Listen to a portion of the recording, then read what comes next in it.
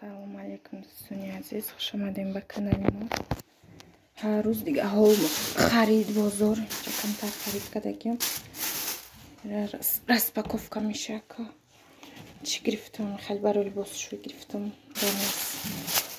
Ще گرفتم جاکای پامیدور و درین болгарский зелень گرفتم.